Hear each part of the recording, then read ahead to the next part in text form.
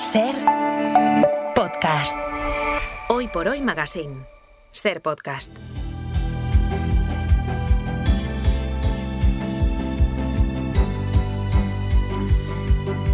Voy a confesar una cosa, cuando nos reunimos en el equipo y pensamos ideas de, bueno, y la semana que viene, ¿qué asunto podemos proponer para, pues por ejemplo, esta sección que empieza ahora, Un país desde un lugar? Hemos hablado de sofás, hemos hablado de farmacias, hemos explicado España desde un gimnasio y pensamos, es que en este tema llamará la gente o en este llamará muy poca gente. Y cuando planteamos hablar de los campanarios y de las campanas y esta idea que remite al pueblo, tuvimos el temor de, pues igual no llama mucho la gente, ¿no? ¿Qué historias nos pueden contar desde los campanarios? Pues bueno, es uno de los días que más gente están llamándose, así que ya de entrada, gracias. 900, 100, 800. Hoy, sí, hoy un país desde un lugar que está en las alturas. Así que miren abajo.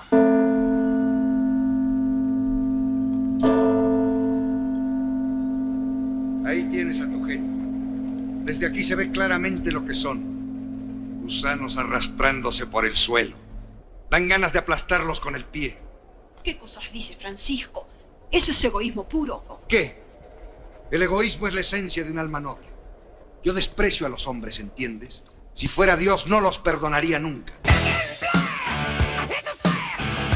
Vamos a procurar que nuestra mirada desde el campanario no sea tan amarga como esta del protagonista de Él, que es una película que dirigió Buñuel. Kiko Llanera es nuestro especialista en datos. Hola, Kiko, buenos días. Hola, muy buenos días. ¿Qué nos dicen los campanarios de un país, Kiko? Pues vamos a ver un poco de todo. Vamos a ver datos sobre matrimonios y divorcios. Y os dejo la pregunta de si los matrimonios duran más o duran menos hoy que en el pasado. Vamos a hablar de lo que mide el reloj, del el tiempo, y si es la gran moneda. Y vamos a hablar de si España está vaciada o si parte del problema es que vivimos en realidad muy apretados. La densidad, la abundancia, el vacío de algunas zonas. Bueno, hoy todo esto en un país desde un lugar y aquí en la mesa. Hoy no te has ido por ahí, Pascual Donate. Buenos días. No, yo me he quedado aquí contigo tan a gustito con el aire acondicionado. Con tu experiencia en los campanarios. Eso es, porque yo fui monaguillo antes que fraile y sí, le di bastante a la campana en su día. Y por supuesto, ya lo saben, pedimos su colaboración en el 900 100 800. ¿Imaginan un municipio sin campanario? ¿Qué ven desde su torre favorita? ¿Qué emociones asocian a un lugar así? ¿Hasta qué punto las campanas regulan el ritmo de su pueblo, de su comunidad? ¿Recuerda el sonido de las campanas de su infancia? ¿Cómo repicaron en su boda? ¿Cómo resuena hoy el campanario en las fiestas del pueblo? ¿Le molesta porque tiene el campanario al lado de su ventana, al lado del dormitorio? Es lo que les preguntamos en el 900 100 800 y nos va a acompañar también Francesc Llop, antropólogo, campanero, autor del inventario del Ministerio de Cultura de las campanas de las catedrales de España. Y me atrevería a decir que es la persona que seguramente más sabe de campanas en España y el que a más campanarios se ha subido. Francesc, buen día, buenos días. Buen día. No sé más. Cada día voy aprendiendo. Cada día se aprende. El mundo de las campanas es tan amplio que cada día aprendes algo. ¿A cuántas torres te has subido tú? ¿A cuántos campanarios? Más de 500. Pero no olvidemos las ciudades. Las campanas nacen en las ciudades y siguen tocando en las ciudades. Esa idea tan bonita de, el pueblo donde tocan. El pueblo es donde primero se abandonaron los toques manuales. Y ahora vuelven a aparecer primero en las ciudades y luego en los pueblos. Pues mira, hay que volver a empezar, ¿eh? Pues mira, me voy a ir a una ciudad. De hecho, me voy a ir a la Plaza Mayor de Zamora. Hola, Marichu García, buenos días. Buenos días, ¿qué tal? ¿Dónde estás y qué ves?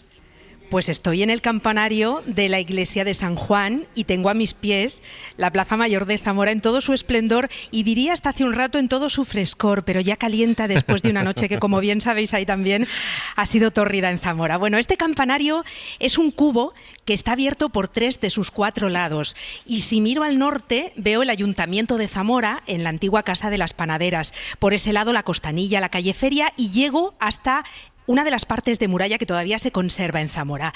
Y si miro al sur, al otro lado de la Plaza Mayor y de este campanario, veo que todavía duerme la calle de los Herreros. Es la calle estrecha y larga que tiene más bares por metro cuadrado en Zamora, de chateo, de tapeo, de copeo. Y a la derecha ya despiertas las rúas de los notarios, las rúas de los francos. Está alrededor la Zamora medieval, como veis, la Zamora gremial, la Zamora de los oficios, que tiene aquí su epicentro en la Plaza Mayor. Y desde aquí podríamos llegar en línea recta hasta la mismísima bellísima Catedral de Zamora, que la veo desde aquí a no más de 500 metros de este campanario, con su torre robusta de San Salvador. Esa campana se llama La Bomba, por cierto, con su cimborrio bizantino que inspiró a tantos. Y desde aquí se adivina también el río Duero, que pasa ancho y caudaloso, el puente medieval de piedra, el puente de hierro, y es muy agradable contarlo ahora que tenemos poco más de 20 grados, porque, como os decía, la noche ha sido de aupa, pero estar ahora mismo en las calles de Zamora todavía es un placer. Marichu, ¿y cómo estás de alta? Pues yo diría que a una altura de 4 pisos, por lo que veo en los edificios de alrededor. Los campaneros que están arriba, Isidoro Vázquez y Diego están todavía más altos que yo, porque este campanario tiene 2 pisos, ¿vale? Tiene una parte que es absolutamente ciega, donde nosotros nos encontramos, nosotros y la campanera Sandra Aturrado, y arriba están las campanas, 2 al norte, 2 al sur, están por parejas, unas del año 1800, otras bastante más recientes, unas tienen nombre, otras no, y en el piso más alto, será a la altura de un 5.º piso, están los campaneros que van a hacer sonar las campanas esta mañana para todos vosotros. Es que esto forma parte, está contigo Sandra. Hola Sandra Turrado, ¿qué tal? Buenos días. Hola, muy buenos días desde aquí. Ahora nos vais a ayudar entre todos porque, en efecto, este país desde un lugar, hoy Pascu estaba un poco juguetón y querías que adivináramos. O sea, el juego va a consistir en que a partir de lo que ellos nos toquen, nosotros tenemos que adivinar a qué están tocando esas campanas. Efectivamente, hay un montón de toques que han recuperado en Zamora y nosotros tenemos que saber si tocan a muerto, tocan a, no sé, ángeles, Sandra, a ¿entre qué toques vamos a tener que adivinar? Pues mira, tenemos desde una gama de unos toques civiles y también una gama de toques religiosos, porque desde la altura de nuestros campanarios no solo es para las celebraciones de convocar en el ámbito religioso, sino también para los toques civiles, como verdaderamente, y en algunos sitios todavía se utiliza. Por ello, entre ello vamos a tener el toque de Tentenube, que alertaba a los vecinos, a los habitantes de los pueblos, de la llegada de una tormenta, y además las propias vibraciones de las campanas lo que hacían era de alguna manera dispersar esas nubes y dispersar esa tormenta. También vamos a tener el toque de fuego, que en nuestra provincia de Zamora lo utilizamos en estos nefastos incendios y desgarradores que en julio de 2022 nos dejaron arrasada casi toda la Sierra de la Culebra. Asimismo, también el famoso toque de concejo abierto, que hoy también se recoge en los reglamentos que regulan las propias entidades locales, así como también otra serie de toques religiosos, como el toque de fiesta, el toque de difunto cuando fallecía alguien, y que veremos que existen diferentes esposas según se trate de un varón, de una mujer, de un sacerdote o incluso de un papa, que aquí desde la Asociación de Campaneros, con el fallecimiento del Papa Francisco, en casi todos los pueblos de la provincia hemos realizado este toque. O sea, vamos a tener me queda uno, ¿no? ¿Cuál queda? Te queda uno, te queda el toque de Ángelus, que suele sonar a las 12 de la mañana y a las 8. Entonces vamos a tener que distinguir entre el toque de fiesta, difunto, el Ángelus, de fuego, tentenube o concejo abierto. Vamos a ir con ello enseguida, pero es que nos está llamando ya mucha gente en el 900-100-800, y de hecho, de cómo las campanas han ido hablando a los pueblos y a las ciudades, como nos decía Francés. Nos ha llamado Hipólita desde Almería. Buenos días. Buenos días, Sastre. A usted, porque creo que en casa le decían que las campanas hablaban. Sí, mi madre me decía, calla. Digo, ¿pero por qué? Y yo, muy curiosa desde pequeña, que las campanas hablan. Digo, mamá. Y me decía, dice, siempre, si son 2 toques, un hombre. 3 toques, un hombre. Y 2 toques, 2 repiques, una mujer. Y yo eso no lo entendí. Bueno, he tenido que llamar a mi amiga Carmen, la de la farmacia, porque yo siempre confundía si eran 2 o si eran 3, hombre o mujer. Y para mí era muy curioso ese repique, que mi madre, la primera vez que me dice, calla, que las campanas hablan. Y eso es lo que yo recuerdo de mi campanario, de la Alpujarra, que soy de Órchiva, tengo que decirlo. En la Alpujarra. Pues 36 años en el Cabo de Gata viviendo, pero bueno, mi pueblo es mi pueblo. Desde luego que sí. Hipólita, muchas gracias. Gracias a vosotros Un por beso. hacernos la mañana tan amena. Muchas gracias. Voy a hacer una cosa. Me tengo que ir, Marichu, a publicidad, pero ¿podemos escuchar ahora ya el primero de los toques en directo y resolvemos a la vuelta de la publicidad? Podemos escuchar el primero de los toques en directo. Tenemos a Sandra Aturrado con nosotros y tenemos en el nivel superior del campanario de la iglesia de San Juan de Puertanueva en Zamora a 2 campaneros de la Asociación de Campaneros de Zamora, que se creó en 2017, y que son Isidoro Vázquez y Diego González, a los que vamos a pedir ese primer toque. ¿Qué pillos sois? ¿Queréis toda la publicidad para pensar de qué toque se trata? A ver el primero. Pues venga, voy a poner el Shazam de allá. campanas, a ver. Va para allá.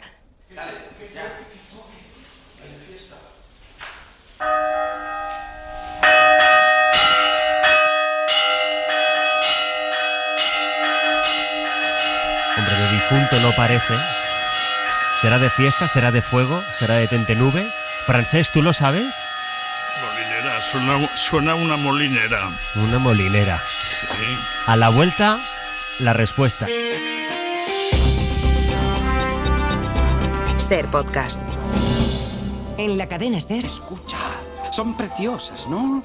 Hay tanto colorido en sus sonidos, tantos humores cambiantes. Porque, ¿sabéis? Ellas no tañen por sí mismas. ¿Ah, no? No, Bobito. Allí arriba, allá en el sombrío campanario, vive el misterioso campanero. ¿Quién es esa criatura? ¿Quién? ¿Qué es? ¿Qué? ¿Cómo llegó hasta allí? ¿Cómo? Hoy por hoy, con José Luis Sastre.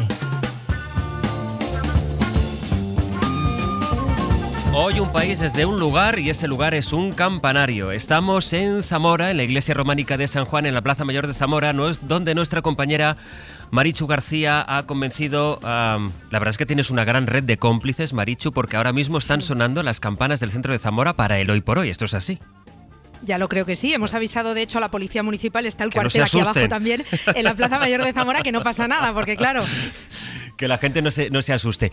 ¿Podemos repetir cuál es el repique que escuchábamos antes de irnos a publicidad? Repetimos el mismo, Repetimos el mismo para primer saber de qué repique. estamos hablando. Venga. Repetimos el mismo y es un repaso. Y no decimos cuál se trata por si hay alguien que no lo ha escuchado todavía. Eso.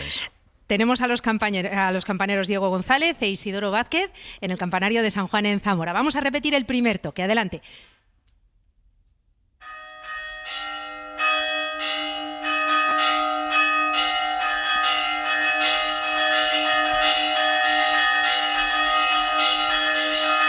Como está conmigo Francesc Valls, que es antropólogo y una autoridad en el mundo de las campanas, Francesc, yo me voy a arriesgar, yo digo que esto es fiesta. Sí, es fiesta, es fiesta. En otras zonas de Castilla, este es un toque muy castellano. Hay que tener en cuenta una cosa, que cada sitio tocaba de una manera. Este es un toque muy castellano.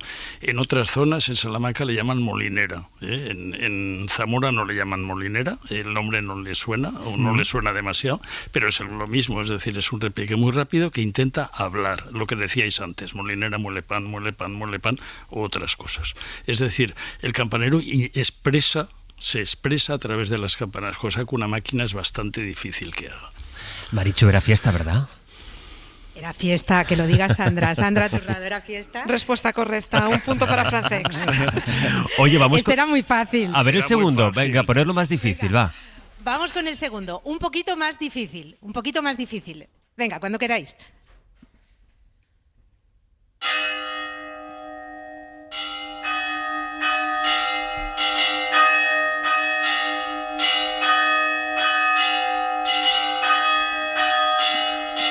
Recuerdo que puede ser de difunto, del ángelus, de fuego, tentenube o concejo abierto. Brevemente, Marichu, ¿el de concejo abierto qué era? El concejo abierto es llamar al pueblo a reunión para debatir algún asunto esencial para la comunidad. A ver, Francesc, ¿qué dice? No es tentenublo.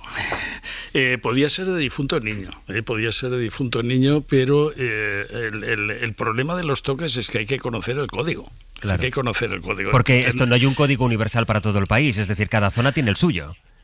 No hay un código universal más que para cada obispado. Es decir, cada territorio de una catedral creó un código propio de forma que solamente lo entendiese la gente de ese obispado. Pero cada pueblo hizo variaciones de forma que los del pueblo de al lado no supieran bien lo que era. Al final era un código local y la gente lo que intentaba era despistar al forastero, que es lo que se ha tratado toda la vida. Al forastero hay que perderlo, ¿no? Sandra, ¿este de qué era? Pues ha acertado, ¿eh? Lo hemos querido complicar, es el toque de difunto de niños, estábamos dudando y dijimos vamos a complicarlo un poco, que pero nunca en la vida hubiera nos hemos quedado sorprendidos desde aquí. Te lo prometo, nunca en la vida hubiera dicho que era toque de difunto. Sí, más o menos al cielo van, algo así, lo que intentan decir con las campanas era algo así, por lo menos esto es lo que me recordaba. Pero, ¿no? Francesc, vamos a ver, es que a ti te pasa como en estos dibujos en los que los objetos hablan, a ti las campanas te hablan, pero te hablan en un lenguaje que tú descodificas, o sea, tú escuchas palabras en los tañidos de las campanas. En unos lenguajes, ya te digo que lo apasionante de esto es que he subido a muchas torres, subes a una torre, me pasó hace poco en Galicia, y se pusieron a tocar y digo, ¿qué está tocando? Es decir, en cada sitio que vas tienes que volver a empezar, afortunadamente. Es decir, los toques antiguos, ya digo que eran códigos locales para despistar a forastero. Y entonces lo que tratan es de contar cosas a su gente, lo que ellos necesitan. Evidentemente, dónde va el ganado, arriba o abajo, eso se da en Castilla y desde luego en Valencia no. Pero en Castilla no hay toques de riego como los había aquí. Había toques que decían, no, ya deja de regar o empieza a regar, como lo sabía en la Alhambra, la famosa campana de la vela de la Alhambra, que pensamos la vela, no era un cirio encendido, no, era que iba marcando los riegos de la Vega de Granada. Y entonces por la noche no daba golpes de decir las 3, las 4, sino daba 3 golpes, 2 golpes, lo que fuera, y ese código que la gente sabía interpretar decía, ya me toca regar o ya tengo que parar de regar. Es apasionante. Kiko, ¿qué primeros datos podemos dar a partir de las campanas? Bueno, la verdad, lo primero que me parece alucinante esta idea de que la globalización sea en realidad como una necesidad también tan reciente, ¿no? O sea, pensamos que lo natural igual sería, ¿no? Que ese código se hubiese extendido y se hubiese compartido, pero no, el mundo, la gente tenía la esfera de la vida era mucho más pequeña de lo que era hoy. Además, imagino lo que nos comentaba Francesc, que incluso que no interpretas en tu campana desde otros sitios igual era una ventaja en algunos sentidos, claro. Pero es totalmente chocante, ¿no? Es como cuando vas a una pescadería y en cada sitio llamamos a los peces de una manera, aunque son los mismos, ¿no? Pero o sea, esta idea de que la necesidad de que todos le pongamos el mismo nombre a las cosas sea reciente me alucina. Pero bueno, lo que me venía a la cabeza pensaba que hay también necesidades que son totalmente eternas, ¿no? O sea, esta idea de las alertas, de usar los primeros medios de comunicación para mandar alertas, que vigente sigue, ¿no? Y pensaba que hoy pues las campanas están automatizadas en su mayor parte, pero al final hemos delegado esta idea de que los relojes, la radio, la tele, los teléfonos móviles nos den avisos, ¿no? Avisos de peligros. Y pensaba, primero, las alertas de calor que tenemos vigentes hoy mismo están activas en parte del país, es exactamente la misma intención, ¿no? Y las hemos normalizado ya, estas alertas de calor, aunque es una cosa que tiene unos pocos años, ¿no? Y pensaba también, el caso que me venía a la cabeza como totalmente novedoso, no sé si recordáis que hace unas semanas, en julio, cuando hubo el terremoto en Almería, uno de los primeros avisos que llegó, es decir, 5 millones de personas recibieron en sus teléfonos móviles un aviso de terremoto que habían detectado los propios móviles. Es un sistema de Google, mucha gente tiene un móvil Android, entonces tienes un sistema de detección de seísmos que los propios móviles detectaron la vibración y con ese mismo sistema de detección avisaron al resto de móviles, ¿no? Entonces, ¿cómo cambia la tecnología? Pero al final hubo 5 millones de personas que recibieron no un toque de campana, pero una vibración en su móvil que en este caso les avisaba de que había un terremoto y que era mejor estar activo. Hablabas ahora de la automatización de las campanas. A mí me fascina el perfil de Sandra. Sandra, ¿te puedo preguntar cuántos años tienes? Sí, claro, 23. Ahora se puede decir, como no soy tan mayor, otros. Oye, 23 años, efectivamente. Ya habrá un momento que te molestará la pregunta. Pero déjame preguntarte, ¿cómo entras tan jovencita en este mundo de las campanas?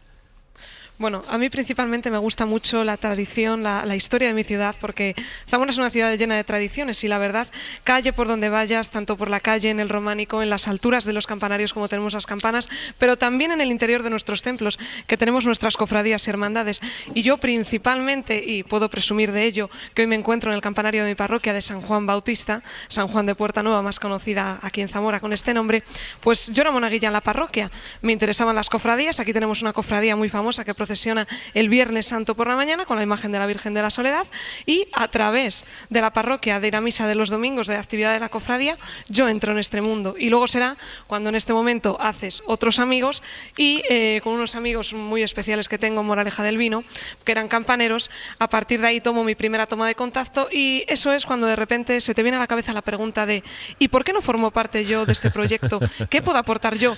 Y al final esa pregunta te lleva a dar el paso de decir, bueno, venga, pues ya que me lo habéis dicho muchas veces, voy a formar parte de esta asociación de campaneros. Y bueno, ¿quién me lo iba a decir? Que 2 años después de formar parte, pues puedo estar ayudando en la secretaría, en la junta directiva con ellos. Oye, dejadme ir incorporando algunas llamadas al 900-100-800. Estíbaliz, desde Vitoria. Estíbaliz, buenos días. Hola, buenos días. Un placer hablar con vosotros. Lo mismo digo. Además, hija de campanero, creo. Sí, mi padre en el pueblo era el encargado de tocar las campanas. Y entonces nosotros los hijos éramos los que subíamos a la torre y tocábamos las campanas. Eran 2 campanas grandes y una pequeña.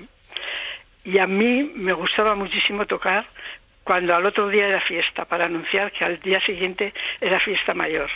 O sea, usted tiene el recuerdo de poder tocar. Sí, me encantaba tocar las campanas. Qué bien. Tócame de tú, José Luis. Pues Estíbaliz, muchas gracias por llamarnos. Vale. Un abrazo grande. Simón llama desde el Lomo Viejo, en Valladolid. Hola Simón, buenos días. Hola, buenos días. ¿Qué tal? ¿Cómo estás? Felicidades por el programa. Muchas gracias. ¿Cuál es tu recuerdo sobre las campanas?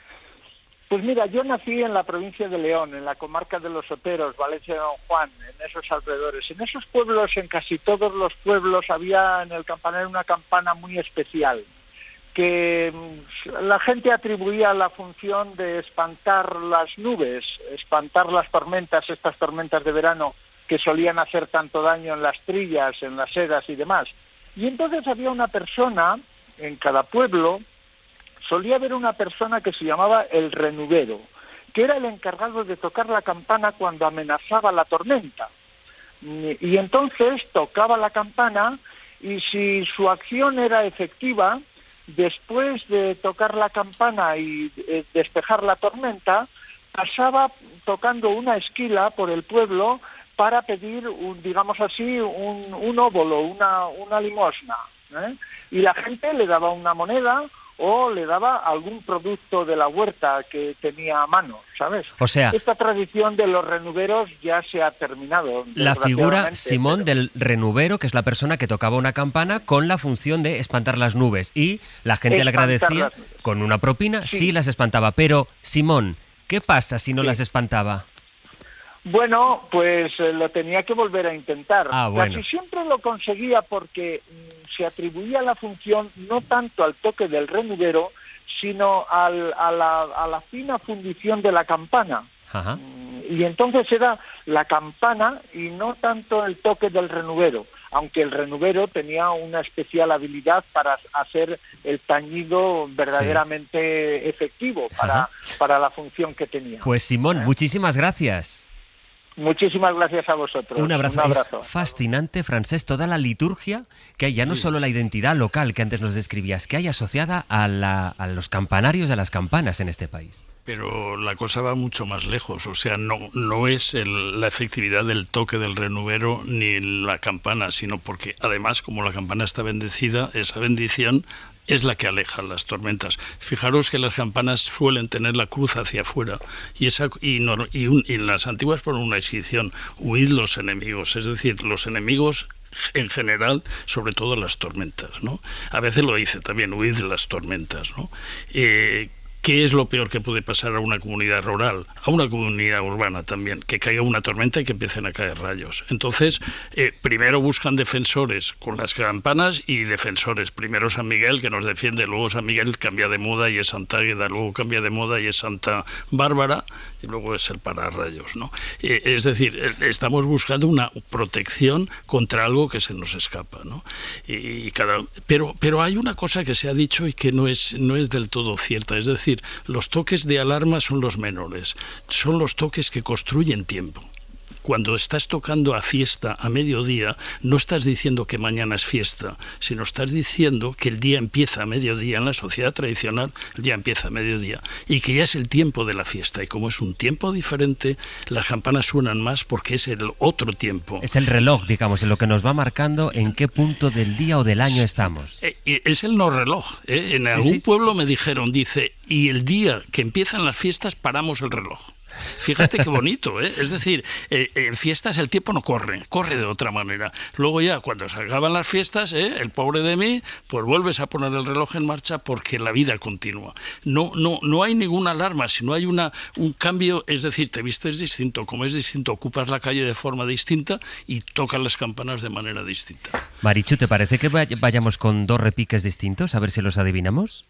Estamos deseando. A ver, este es un poquito más difícil, pero vamos desde el campanario de la iglesia de San Juan Evangelista, también llamado San Juan de Puerta Nueva en Zamora, precisamente porque por aquí pasaba la muralla medieval de Zamora y aquí tenía una de las puertas, la Puerta Nueva. Vamos a otro toque, venga.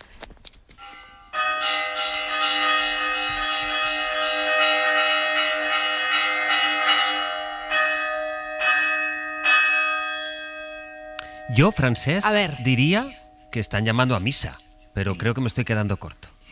No es misa, no. Ah, ¿no? Eso no es misa. Misa se llama de otra manera. Así o es un fuego o es el ángelus, depende de los sitios. ¿O un fuego o el ángelus? A ver, Sandra, Marichu.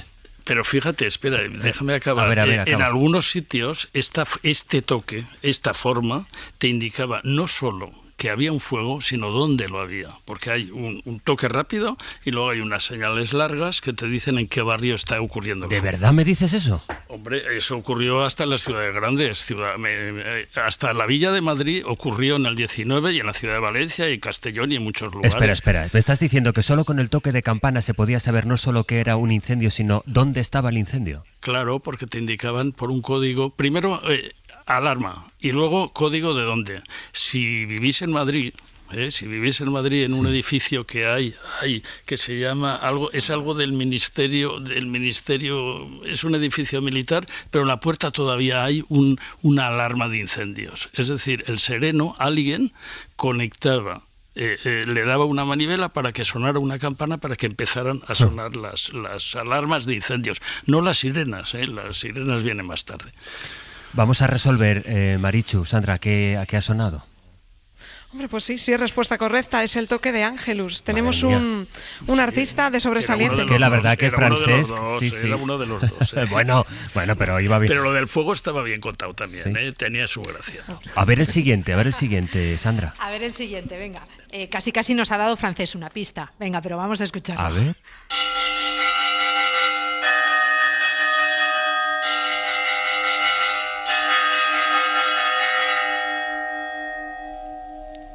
Francesc. Eso sí que es fuego. Eso sí que es fuego. ¿No, Marichu, Sandra? Pero es un fuego pequeñito, es un fuego de... ¿Por qué es un fuego pequeño? No, peseta no, porque no hablaban en pesetas, es un fuego de lo que fuera, de dineros o de eso. Porque un fuego bueno dura mucho más tiempo. Estás tocando hasta que la gente viene. Estás avisando a la gente. Al fondo vimos una campana grande, igual era la bomba famosa. La bomba de la catedral, no. Sí, no podía ser. Allá al fondo se oye una campana.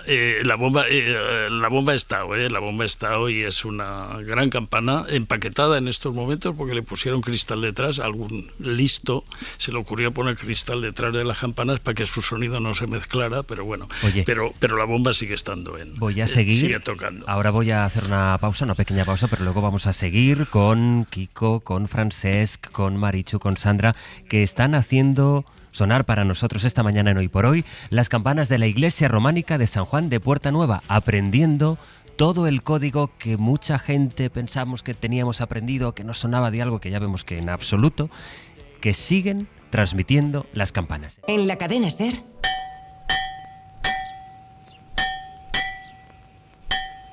Tan, tan. Fijaos bien. Tan, tan, tan, tan. Distancia buena de manos, ni mucha ni poca. Tan, tan. Si no apuntas, ¿cómo me vas a memorizar luego? Si es que estoy deprimido, déjeme en paz. Hoy por hoy. Con José Luis Sastre.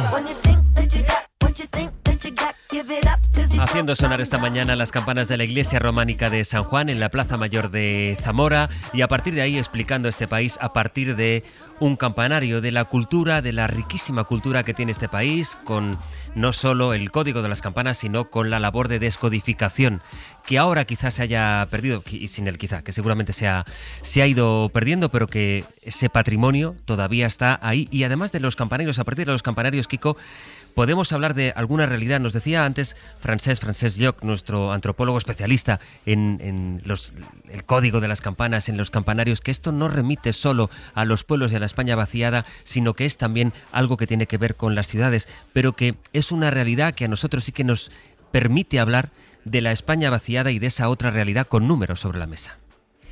Sí, a mí me gusta, creo que es un momento para hablar de esta paradoja de la densidad española, ¿no? Hay algo curioso, si tú miras, cuando hablamos de la España vacía o la España vaciada, si tú miras un mapa de densidad de población de toda Europa, En España vas a ver un mapa con un montón de zonas muy blancas, ¿no? O sea, es como hay un montón de gran superficie en España donde no vive nadie, no vive prácticamente nadie, ¿no? Y las únicas zonas comparables en ese mapa, digamos, de las personas vistas como puntitos de toda Europa, solo el norte de Suecia, Noruega o Finlandia, es decir, muy al norte del continente, se parece, digamos, en lo blanco, en lo vacío, que está a la España interior. A la España interior en un sentido muy amplio, ¿eh? Incluido, o sea, comunidades, zonas interior de Cataluña, de la Comunidad Valenciana, etcétera. Pero la paradoja es que si luego tú te vas a mirar un ranking y dices, bueno, ¿cuáles son los países más o menos densos de Europa? España está en mitad de tabla. Entonces ahí hay como siempre choca, ¿no? Es como si España se ve tan vacía. ¿Cómo puede ser? Hay tantos. ¿Por qué digamos eso? ¿Por qué Finlandia, Noruega, Suecia, Estonia, Bulgaria, Irlanda, Grecia, Rumanía tienen menos densidad de población, ¿no? Y la explicación, o una parte de la explicación, es que vivimos muy apretados. O sea, no es solo que haya muchos sitios donde vive muy poca gente, sino que donde sí que vivimos tremendamente apretados. Eso es desde... vivimos en los suburbios, hay como dos claves, ¿no? La primera es, vivimos mucho en pisos y poco en casas. O sea, en España el 66% de los españoles viven en pisos. Pero en Europa es más de la mitad de la gente. O sea, en Europa la proporción de gente que vive en pisos y no en casas en España es el país, digamos, de Europa donde más gente vive en pisos y no en casas. Entonces, esa es la primera explicación, ¿no? Es como estos suburbios que vemos a veces, ¿no? En Inglaterra con casitas, o cuando te alejas un poco del centro de la ciudad, toda el área suburbial donde la gente vive en casitas, en España eso es relativamente poco frecuente. Vivimos mucho en pisos. Y luego la segunda es que hay manzanas ultra densas, ¿no? Y aquí hay un dato que a mí me parece espectacular, espeluznante, que se hizo un estudio hace no mucho, se dividió toda Europa en una cuadrilla y se dividió en 500 millones de kilómetros cuadrados. O sea, se miró cada kilómetro cuadrado de todo el continente europeo. Entonces se hizo luego un ranking y se miró los 50 kilómetros cuadrados más densos de Europa. O sea, los 50 lugares de Europa donde la gente vive más apretada. Pues de los 57, 37 están en España. O sea, ¿Cuál es el que más? El que más está en Hospitalet de Llobregat. Es el kilómetro cuadrado de esta rejilla, el más denso, es un kilómetro cuadrado de Hospitalet de Llobregat. Está al norte, para la gente que lo conozca, al norte del Parque de la Torrassa. Ese es el sitio más denso. ¿El sitio con más España. densidad de todo el país? Y de Europa. De toda Europa, sí. Esta reflexión, Francesc, sobre la España vaciada y la España urbanita, y tú nos decías al empezar, cuidado, porque lo de las campanas y esta idea que bucólicamente nos remite al pueblo pasa sobre todo por la explicación de la importancia de la vida en la ciudad, en la gran ciudad. Claro, la vida tradicional también existe en las ciudades. De hecho, en estos momentos en las ciudades hay más tradiciones que había hace 40 años. Y dice, ¿cómo es posible que una tradición reaparezca? Porque la gente necesita ir contra lo que decíais antes de la globalización. Cuando se mecanizaron las campanas se globalizaron, en todos los sitios tocaban igual, y ahora la gente lo que intenta es recuperar el toque manual precisamente para buscar la diferencia. Lo de los pisos me hace gracia. Una vez tuve un invitado húngaro y le dije que yo vivía en un piso y se me quedó mirando diciendo, ¿es usted pobre? Como diciendo, yo digo, perdona, aquí todo el mundo vive en pisos, ¿no? Pero él asociaba en Hungría vivir en piso a ser pobre, ¿no? Es una aquí al revés. Aquí en cualquier pueblo lo que intentan es tener una casa que tenga ascensor, es decir, que tenga 4 pisos por lo menos, ¿no?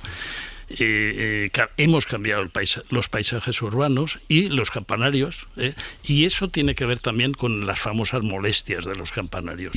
Antes el campanario estaba allá arriba, ahora resulta que, pienso ahora en Manises, que está por debajo, ejemplo, está debajo de mi ventana. Un pueblo aquí al lado de la ciudad de Valencia, que la finca nueva que han hecho tiene las campanas, el último piso las tiene a 5 metros de casa. Claro.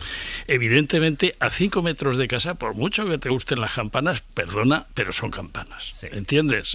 Y no, es decir, es que esa casa no ha roto el paisaje urbano. Será un símbolo de poder, será un símbolo de modernidad, Pero los paisajes urbanos también es nuestra historia. No solo el paisaje sonoro, que también lo es, ¿no? Sino el paisaje urbano. Es decir, en el fondo, ¿qué es lo importante de los toques manuales de campanas? Porque recuperan la calidad de vida de la gente. Es decir, sustituyen a las máquinas por el esfuerzo de las personas. Y eso es calidad de vida.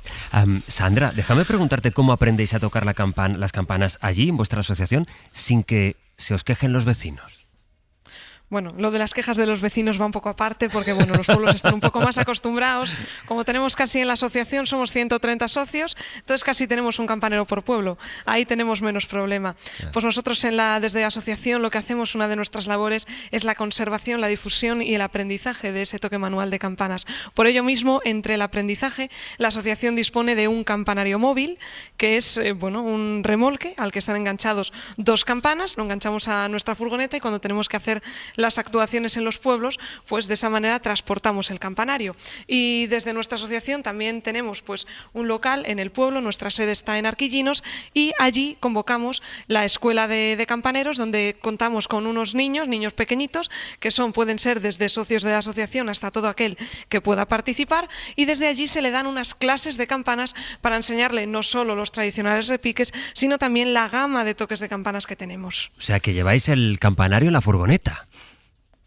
Básicamente, enganchado en remolque, todo legalizado para las actuaciones, que tenemos también la vertiente de las escuelas de campanas, como explicaba, pero también las actuaciones en los pueblos. Y este verano estamos de pueblo en pueblo, que hemos ido a Madrid, a otros pueblos, tocando y enseñando pues los toques de campanas, pues especialmente los que hemos recogido en la provincia de Zamora. Algunas llamadas al 900-100-800. Agustín desde Torremocha de Jarama, en Madrid. Buenos días, Agustín.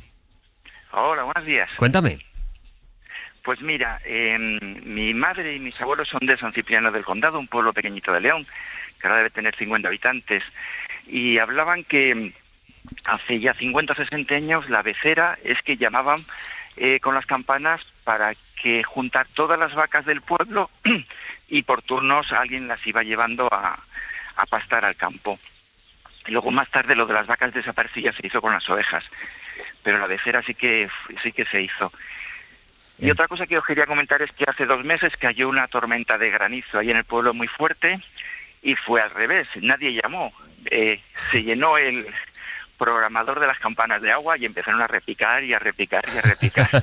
por todo el agua que cayó.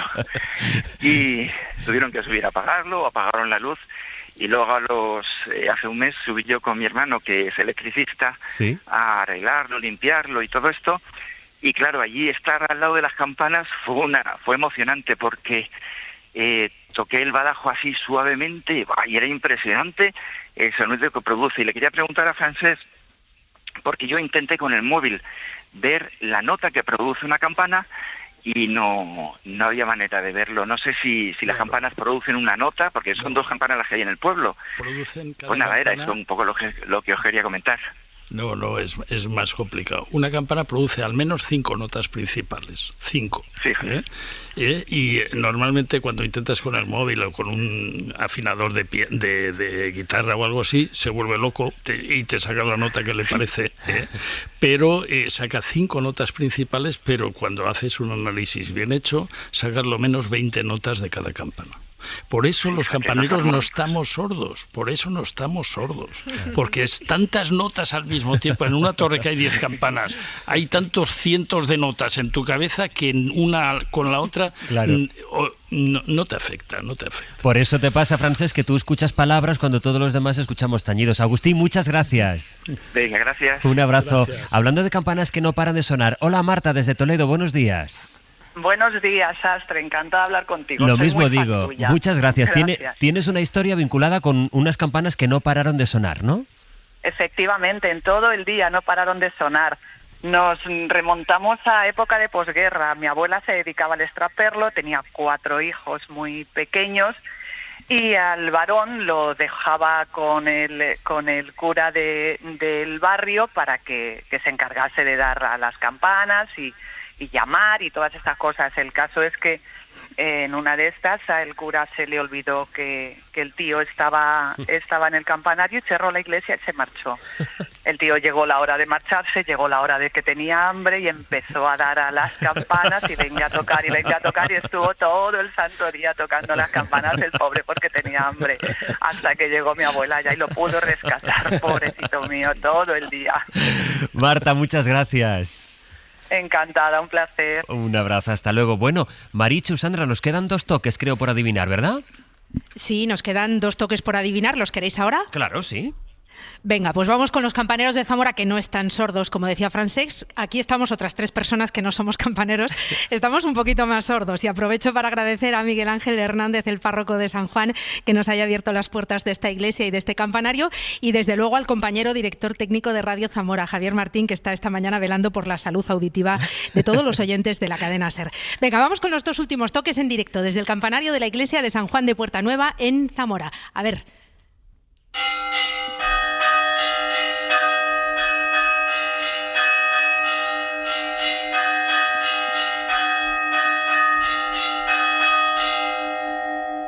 A mí, Francesc, me remite a algo festivo.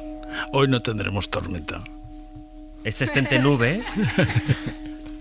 Correcto. Tente nube, tonte tú, que Dios puede más que tú. Si eres agua, ven acá. Si eres piedra, vete allá. Vete allá es al pueblo de al lado. Sandra, ¿se sigue tocando o ya no?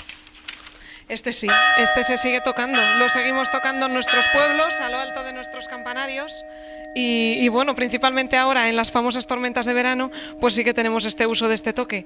Ya te digo, en los pueblos los campaneros viven al lado, claro. Y pasa lo mismo que en las catedrales, que tenía el propio campanero una vivienda en la catedral, que por ejemplo en la catedral de Segovia sigue existiendo esa vivienda, pero en nuestros pueblos coge corriendo desde su casa, va arriba, porque este toque no solo tiene ese lenguaje que nos decía Francesc, ese tente nube, sí, tente tú, sino que también tiene esa fuerza de dispersar y desaparecer la tormenta, dispersar de alguna manera la nube para que se vaya. Vamos a por el último, venga. Esto está comprobado. Venga, el último. Vamos a por el último. A ver.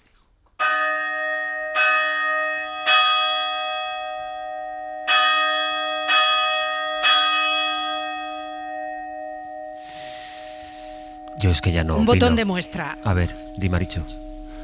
No, que diga Francesc, ¿no? No, es que si hubiera continuado un poquito más, sí que era. ¿Queréis un poco más? ¿Queréis un poco más? Diego, un poquito más. Espera, un comodín. que está claro. Y que... ¿Cuál es, Francesc? No, que si hubiera sido más largo podía ser el Ángelus, pero esto es las beceras estas famosas, es decir, los toques de comunidad. Cada comunidad construye sus necesidades y a través de los toques llama a la gente, creo. ¿Acertado, Sandra, Marichu? Sí, acertado. Es el concejo abierto, en este caso con 3 toques para convocar al pueblo y reunirlos. Sí, señor. Sí, en el fondo es un toque de llamada a la comunidad. Es decir, las campanas construyen el tiempo comunitario, reproducen la sociedad, indicando los muertos, si es rico, si es pobre, si vive aquí, si vive allá.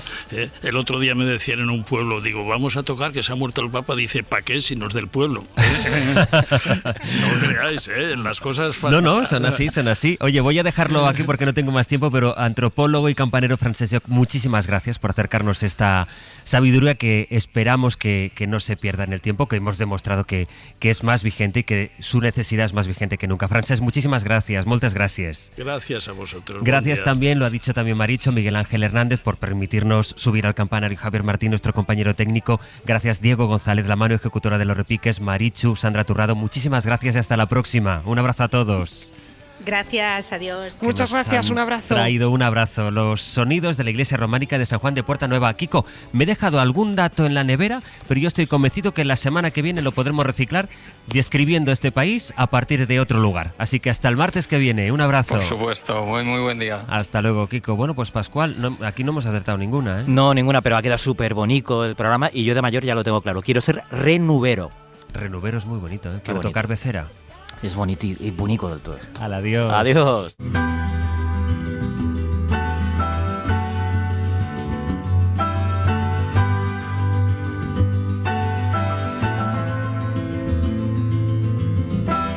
Dice el refranero popular, A la cama no te irás sin saber una cosa más, y hay que ver lo que estamos aprendiendo cada martes gracias a Nuria Rodríguez, que es nuestra historiadora de lo cotidiano. Hola Nuria, buenos días. Buenos días, Astre. Y que hoy has venido con un libro, he de decir, precioso, antiguo, muy bien conservado, en la mano.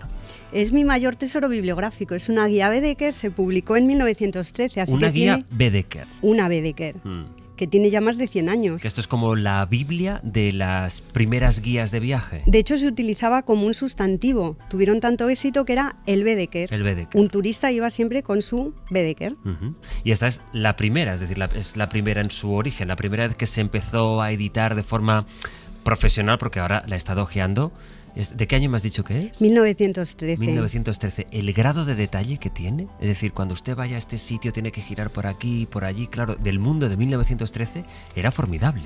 Sí, además está en papel Biblia, muy finito, y una cantidad de datos, bueno, las editaba un impresor alemán, Karl Bedecker, desde mediados del siglo XIX. La primera sobre España es de 1898, así que esta sería como una especie de reedición actualizada. ¿Dónde la encontraste esta, Nuria? Pues estaba yo viviendo en Gran Bretaña, en Edimburgo, y allí la encontré pues en una feria de libros antiguos. ¿Te costó muy cara?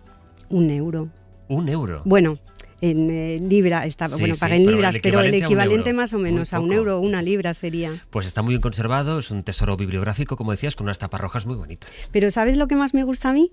Que sé que perteneció a una viajera británica, está aquí su nombre, Constance, porque si hablamos de lo cotidiano me gusta también hablar de las personas corrientes que a veces no dejan su huella en la historia, ¿no?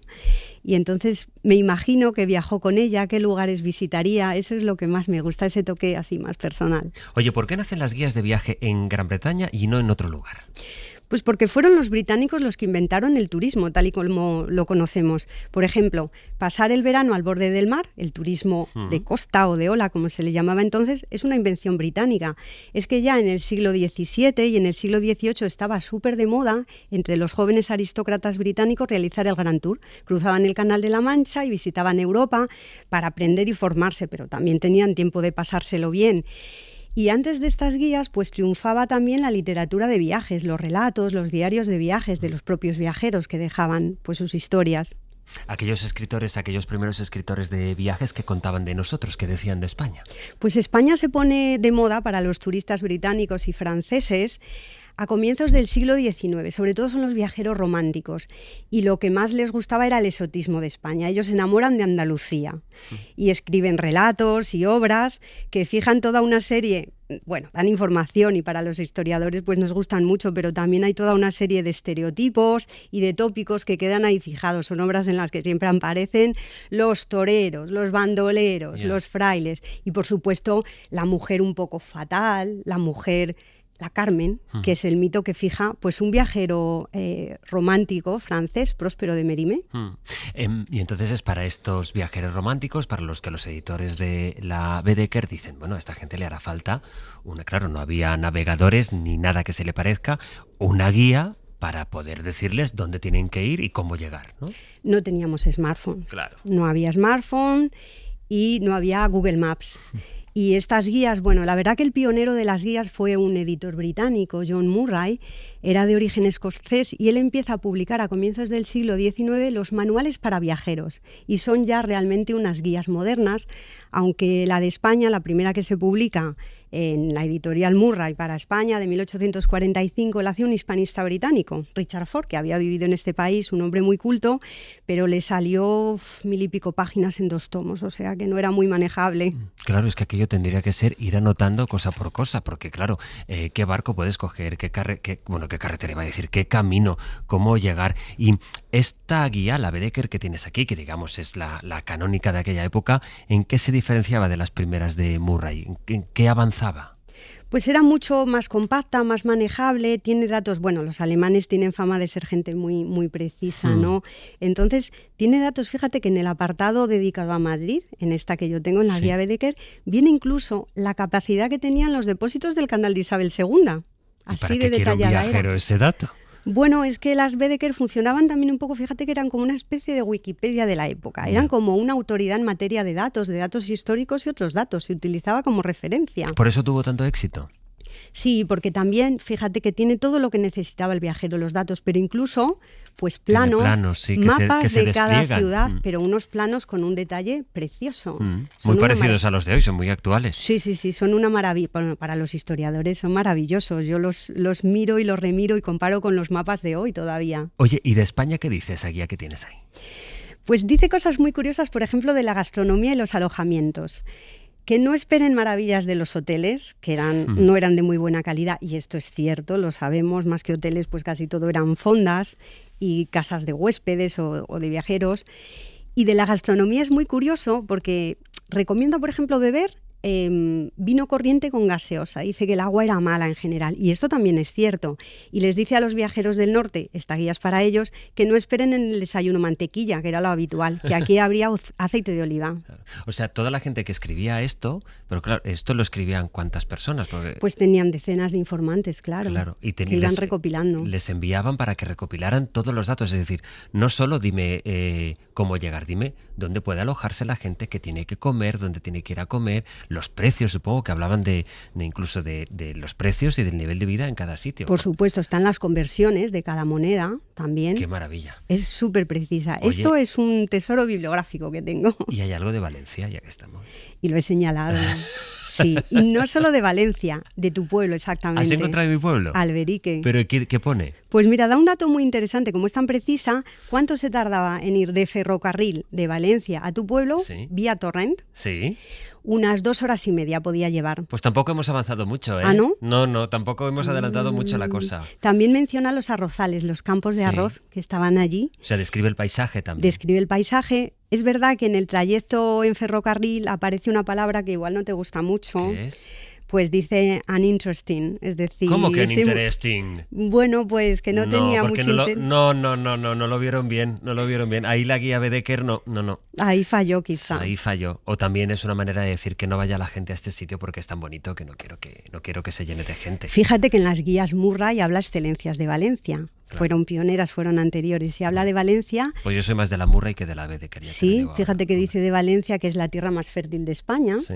Y recuerda como una leyenda que había en la Valencia musulmana, en la época musulmana, decía que el cielo estaba suspendido sobre el jardín del Turia y un trocito de ese cielo se había desprendido, había caído a la tierra y eso era la Huerta de Valencia. ¡Qué maravilla! Es una maravilla. ¿Cuándo toma conciencia España de la importancia del turismo? Es decir, aquí vemos que empieza a llegar gente cargados cada uno con este librito rojo, esta guía Baedeker, cada vez más gente, y aquí cuando nos damos cuenta de que, cuidado, que aquí hay un negocio que con los años, como ahora, acabará moviendo más del 10% de la riqueza de la contabilidad nacional de un país. Pues mira, ya en los años 20, ya antes de la Guerra Civil, el Estado, los distintos gobiernos se dan cuenta de que efectivamente el turismo puede ser una industria que va a tener su importancia. Fíjate, se crea el Patronato Nacional de Turismo para impulsar el turismo, para controlar, por ejemplo, la calidad de los hoteles, crean también una serie de guías para los turistas.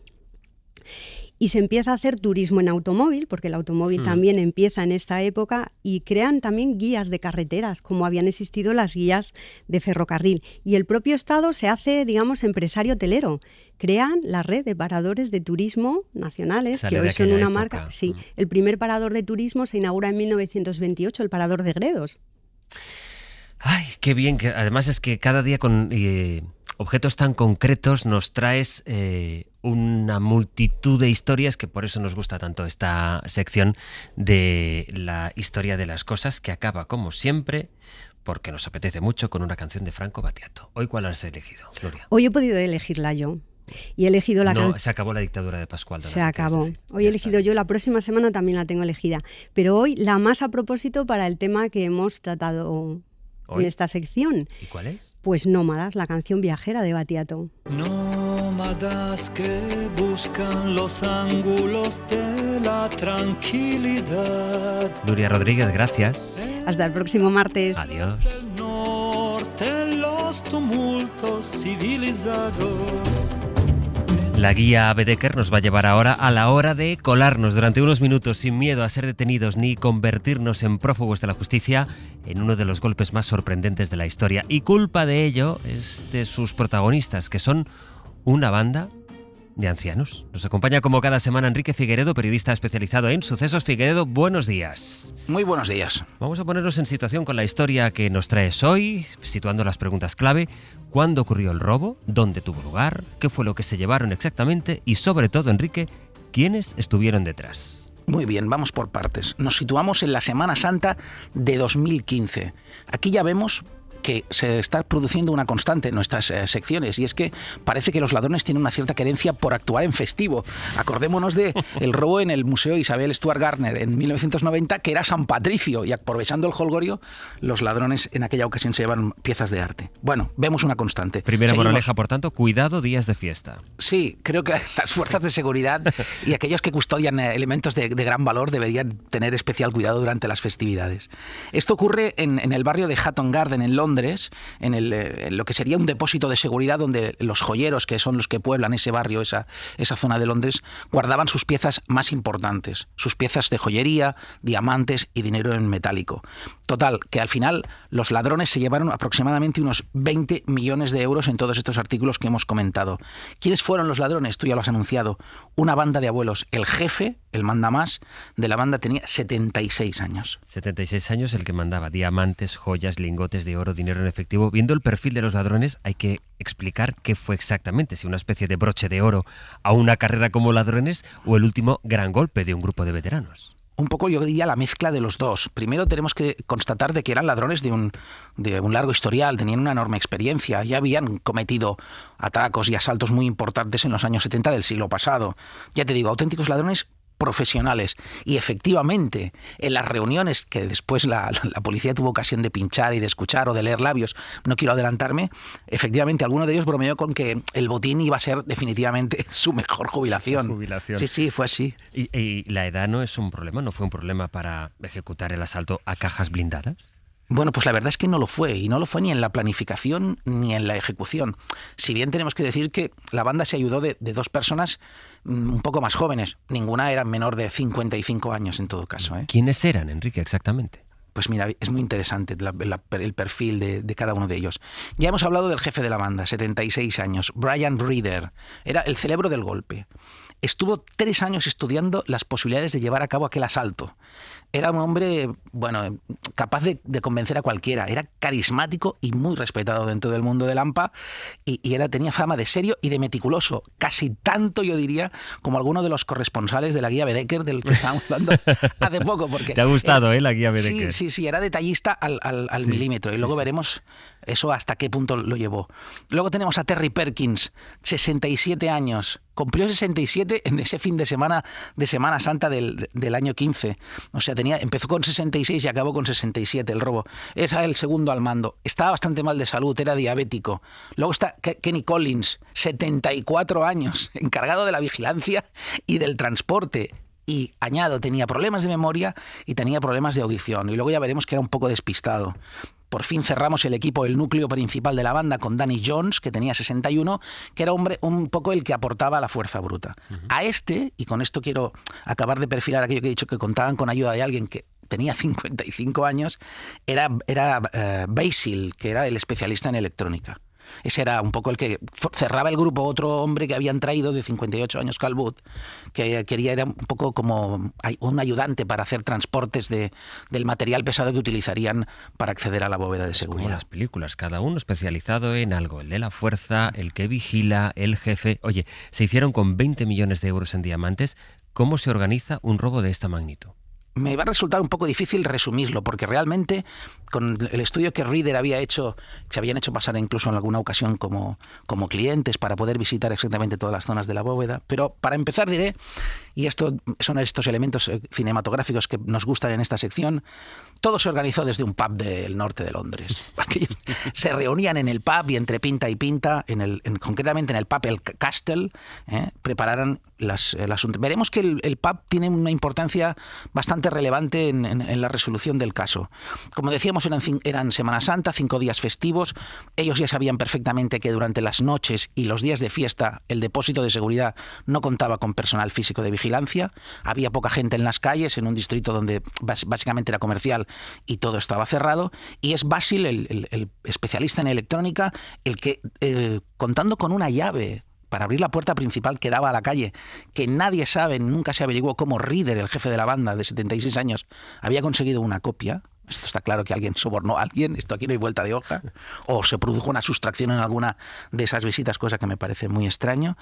Abrió simplemente la puerta. A partir de ahí ha de superar una segunda puerta que tenía una combinación electrónica para poderla superar, también la supera y por fin accede a un corredor que le lleva hasta la puerta trasera de incendios, donde ahí está el grupo de los abuelos en su furgoneta blanca, vestidos de operarios de la construcción, incluso sin problemas con chalecos reflectantes para acceder a las instalaciones. Y efectivamente suben al tercer piso y desactivan el ascensor. Y el ascensor es muy importante porque tienen que descender por ese hueco del ascensor una vez la tienen bloqueada. Evidentemente acceden desde el segundo piso, no desde el tercero, que es donde habían dejado sellada el ascensor, porque tienen que bajar al sótano. Y allí tienen que salvar una persiana metálica que tienen que levantar como puedan con unas bombas, ya decimos que llevaban material pesado, y una vez liberada lo suficiente como para arrastrarse por el suelo y entrar ya en lo que sería, para situarnos, digamos, enfrente de la puerta blindada de la cámara de seguridad. Ahí es hasta donde llegan. Y la cámara acorazada, claro, ¿cómo se abre? ¿Cómo la abren? Pues bueno, aquí es una de las sorpresas. En realidad en ningún momento pensaron en abrir la puerta. Para eso iban bien pertrechados, ¿eh? Era una puerta de acero de medio metro de grosor, de 1 tonelada de peso, nada. Ellos ya habían decidido que lo suyo era llevar una perforadora con una cabeza de diamante, una Hilti, que es como se le conoce el nombre comercial, y con ella, con una broca de diamante. Esto también es parece una paradoja. Es metafórico, ¿no? Diamante Sí. Para conseguir diamantes. Para conseguir diamantes. Realizan diversos agujeros, uno al lado del otro, con que genere el suficiente hueco como para que pudiera pasar una persona, algunos con un ligero sobrepeso, porque no todos los abuelos que componían la banda estaban en perfecto estado de físico. Pero eso digamos. es mucho rato. Pues sí, la verdad es que sí, fueron aproximadamente unas 3 horas lo que tardaron en conseguir el hueco. Pero ¿cómo van a estar 3 horas ahí con el diamante sin que no suene ni una alarma? Bueno, nuestro especialista electrónico, Basil, había desconectado todas las alarmas, excepto una silenciosa, justamente, que solo se activaba en la central de seguridad del edificio. Y efectivamente, esa alarma se activó y una patrulla, un equipo de seguridad de esa empresa especializada se desplaza hasta el depósito y hace una ronda exterior y, claro, efectivamente... Por fuera todo estaba bien, claro. Claro, está todo en orden y saltándose el protocolo, porque el protocolo señalaba que debían avisar igualmente a la policía, es Semana Santa, vámonos para casa... Y esa es la ayuda con la que contaron. Pero claro, había un vigilante, teníamos al señor Collins fuera. ¿Qué le pasó al señor Collins? ¿Por qué no les avisó? Llevaban walkie-talkies. Bueno, no ha acabado de quedar muy claro, pero las fuentes aquí en esto divergen. Hay quien dice que se fue a comprar un fish and chips, así, puro y duro. El hombre ahí con su tranquilidad y tal, este es el más particular y el que al final acabará llevando a la ruina o llevará a la policía a poderlos detener. Otros dicen que simplemente se había quedado dormido en la furgoneta o en el punto de vigilancia. Total, que no les avisó. El caso es que, no les avisa, tampoco hace falta porque va la policía, pero pasa porque lo ve todo en orden mientras ellos consiguen entrar en la cámara acorazada. Pues no, o al menos no todavía. Porque tuvieron un infortunio, algo con lo que Reader, nuestro detallista jefe de la banda, no había tenido en cuenta, y es que al realizar esa perforación habían dado con la parte trasera de uno de los armarios metálicos que contenían las cajas de seguridad y estaba completamente atornillado a la pared con tornillos de seguridad y no podían empujarlo. Llevaban una bomba hidráulica, efectivamente, pero no era lo suficientemente fuerte. Hicieron varios intentos, pero finalmente la bomba reventó. Así que Reader, ante esta situación, decide abortar la operación y se van para su casa. ¿Pero cómo? Si me has dicho que robaron por valor de 20 millones de euros. ¿Dónde está el robo entonces? Bueno, aquí es donde viene un nuevo giro cinematográfico dramático. Y es que si Reader se rinde, el resto de la banda no lo tiene tan claro y dice, no, aquí tenemos que volver. Y efectivamente, a la noche siguiente penetran de nuevo en la cámara de seguridad. Pero sin el jefe. Sí, sin el jefe, una especie de motín. Aquí no hay, como evidentemente todavía no se había producido el robo, todavía no estaban pinchados los teléfonos, ni hay micrófonos ocultos, como luego hubo.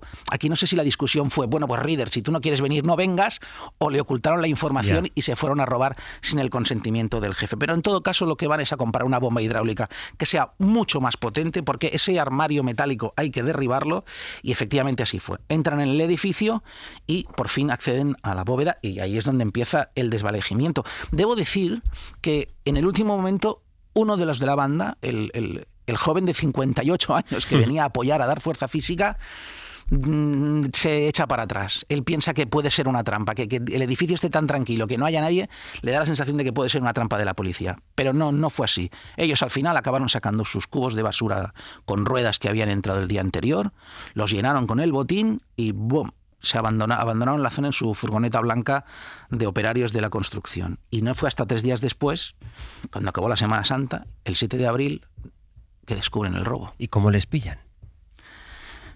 A ver, yo creo que Reader hubiera llevado mejor control. La verdad es que las cosas se descontrolan en el segundo intento de robo, que al final se fructifica. Pero cometieron algunos errores. Y aquí de nuevo viene el jubilado. El vigilante es uno de los que comete un error porque decide, antes de entrar esa segunda noche, hace unas rondas alrededor del edificio, pero lo hace con su coche particular. Claro, Scotland Yard, cuando vio que un Mercedes blanco, con llantas metálicas, techo negro... ¡Qué raro! Claro, había dado 7 vueltas al edificio, claro, llamó la atención. Si solo hubiera pasado una vez... Eso fue ahí es donde empieza un seguimiento y hasta llegan a colocar un micrófono oculto con el paso de los días dentro del micrófono. Pero es que hay otro que es brutal. La tarde previa al robo, cuando finalmente sí que consiguen coronar, como dicen en el AMPA, van a comprar esa bomba hidráulica de grandes dimensiones que solo se dispensa en muy pocos lugares y durante días de fiesta. Y quien lo compra deja su nombre auténtico registrado en el momento de la compra. Claro, eso fue bestial. Y por último, volvemos al pub. El grupo se reúne para comentarle a Reader que finalmente pues se ha llevado a cabo el robo y que han conseguido un botín muy importante, etcétera, etcétera, pero ya la policía está detrás de ellos porque han conseguido seguir a Perkins, el vigilante, y hacen una cosa muy interesante, que además el que tenga curiosidad lo puede ver en internet, y es que colocan unas cámaras ocultas dentro del pub y les graban sin audio porque casi no se oye, pero contrató Scotland Yard un grupo especializado en lectura de labios, y ahí es donde, en fin, es palmario porque uno de ellos está explicando cómo lograron introducir la segunda bomba hidráulica, etcétera, etcétera. ¿Y el botín se recuperó? Bueno, de nuevo volvemos a las coincidencias con otros robos. Solo se recuperó una pequeña parte y aquí es muy gracioso porque cuando ellos consiguen hacerse con ese botín de 20 millones, como no saben muy bien, tienen que guardarlo en casa del vigilante, pero al final no pueden porque su mujer, que estaba de viaje, ha vuelto antes. Entonces dicen, bueno, pues lo hacemos más pequeño, lo repartimos entre todos. Se reparten el botín, pero quedan un día para juntarlo y hacer el auténtico reparto. Pero qué curioso, de los 20, cuando se reúnen, juntan en la mesa y solo hay 4 millones. Es decir, que entre ellos mismos decidieron engañarse. En esa reunión que se hace en casa de la hija de Perkins es donde la policía cae sobre ellos. O sea que de los 20 millones solo se recuperaron 4. Y con una sensación de que todos se habían traicionado a todos, porque claro, ninguno de ellos llevó el montante completo de lo que había guardado en su casa o en el lugar que sea. Por lo tanto, de nuevo, volvamos a la leyenda de que en algún lugar del norte de Londres o del sur de Londres o de Gran Bretaña o de donde sea, existe la parte gruesa del botín del robo de Hatton Garden. Siempre pasa en los grandes robos que nos está contando este verano Enrique Figueredo que hay una parte sustancial del botín que no aparece nunca. Mi sospecha es que Figueredo sabe o tiene pistas de dónde pueden estar todos esos dineros perdidos. Pero al final del verano saldremos de dudas. Adiós, Enrique Figueredo. Ha sido un placer, como siempre. Un abrazo, chao. Hasta luego.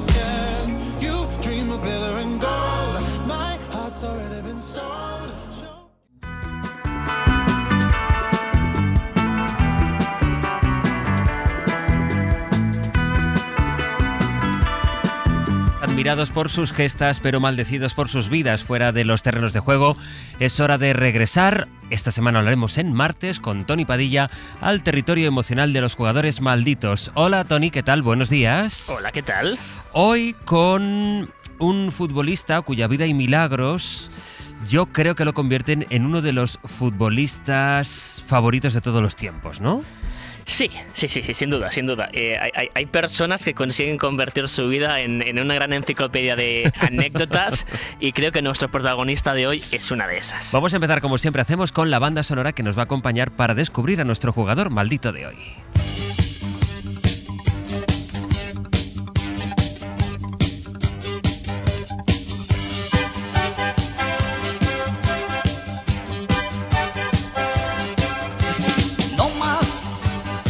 No más en los caminos, regreso a casa al fin. Regreso a donde pertenezco. Dame alguna pista, Tony. Está sonando Regreso a mi patria de Luis López. ¿La conocías? No. Yo tampoco. No. ¿De dónde es? Yo tampoco, hasta que hice un poquito de trabajo. Nos vamos a la canción más escuchada en los años 80 en El Salvador. ¿Esto es del Salvador? El Salvador. De forma que hoy ya lo hemos ido anticipando esta mañana, cuando hacíamos el avance de contenidos. Esta mañana ya saben que nuestro jugador maldito es Jorge Alberto, el Mágico González. Intenta Mágico González la jugada personal. Ha aludido a 4 jugadores, atención. Y gol del Cádiz. ¡Qué jugada de Mágico González, señores! ¡Qué jugada a los 22 minutos y medio! Hablamos de uno de los jugadores más amados en Cádiz, ¿no? Sin duda, sin duda. Un ejercicio muy divertido. Este agosto que muchas personas tendrán la suerte, ellos, de estar en la tacita de plata, es en algún momento te metes en un bar, te pides una caña. Y si ves a una persona de cierta edad, tú lo dejas ahí, lo pones ahí. Oye, ¿y el Mágico qué tal? Y seguro que cae alguna anécdota, porque obviamente en Cádiz es el jugador más amado, lo decimos en muchas anécdotas, pese a que es uno de esos jugadores que si ponemos en una balanza los recuerdos orales y las estadísticas, ves que hay un cierto desequilibrio. No jugó tantos partidos, no marcó tantos goles. Lo que pasa es que los que metió fueron muy bonitos y las historias que dejó fueron espectaculares. ¿Y entonces qué pasó? ¿Tan bueno era? Sí, en este caso vamos a buscar quizás la ayuda de alguien que lo conoció, el que ha sido director deportivo del Sevilla tantos años, Monchi, que jugó con él, lo recuerda. Yo cuando preguntan quién es el mejor jugador del mundo y no meten en la lista Mágico, me enfado. No sé si ha sido el mejor jugador de la historia, Mágico, pero que tendría que estar por derecho posiblemente en el top, no sé si 5 o 10, era ese gol que le hace a Santander o el gol que le hace al Barcelona en Carranza. Mágico era portento, ¿no?, de fútbol, ¿no? Hoy sería un jugador posiblemente en el top 3 del fútbol actual, ¿no? Top 3 del fútbol actual. Monchi, que tiene buen ojo, que ha fichado buenos jugadores. Sí.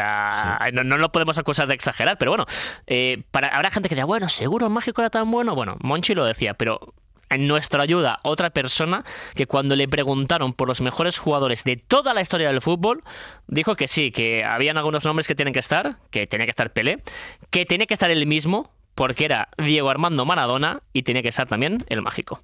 La verdad que tuve la suerte de jugar con él, con Argentinos Juniors, con el Barcelona, y después de ver los enganches que les pegaba a los españoles, era único, porque si uno quería imitar al Mágico González no podía.